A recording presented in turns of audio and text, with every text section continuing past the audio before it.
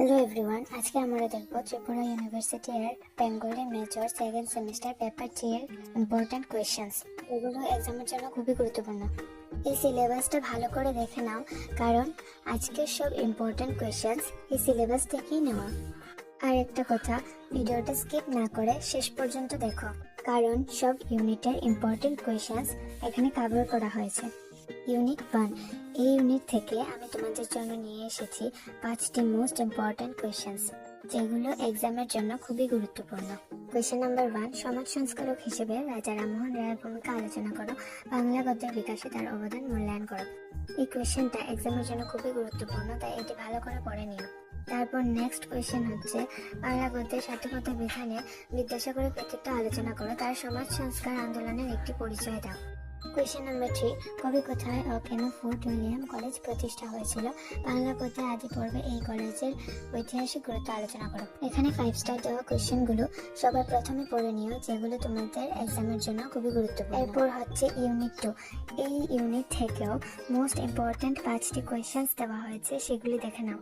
Question number 1, Bangla কাব্যে আধুনিকতার লক্ষণগুলি কি কি, মধুসূদনের মেঘনাদবধ কাব্য এর ঐতিহাসিক ও সাহিত্যিক গুরুত্ব আলোচনা করো।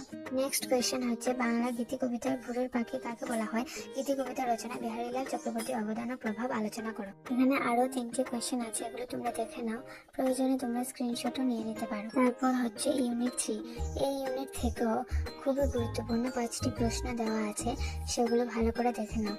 কোয়েশ্চেন নাম্বার 1, নীলদর্পণ নাটকটি কবে প্রকাশিত হয়, বাংলা সামাজিক নাটক রচনায় দীনবন্ধু মিত্রের কৃতিত্ব বিচার করো।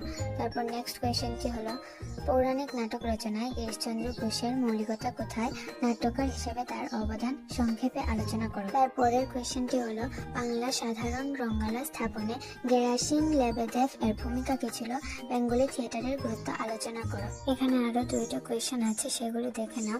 আর যে কোয়েশ্চেনগুলোর মধ্যে 5 স্টার 4 স্টার দেওয়া আছে, সেগুলি সবার প্রথমে পড়ে নিও। এবার আমরা ইউনিট 4 এর ইম্পর্টেন্ট কোয়েশ্চেন্স গুলো দেখে নেব।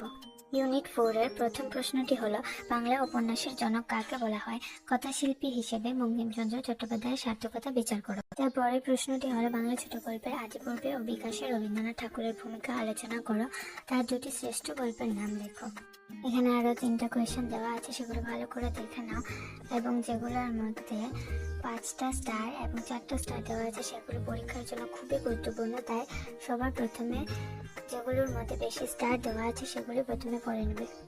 খুবই অ্যাফোর্ডেবল প্রাইসে সেরা নোটস পেতে আজই আমাদের হোয়াটসঅ্যাপ করুন স্ক্রিনে দেওয়া নাম্বারে। আপনার এক্সাম প্রিপারেশন আরও সহজ করতে এখনই সাবস্ক্রাইব করে আমাদের সাথেই থাকুন। ধন্যবাদ।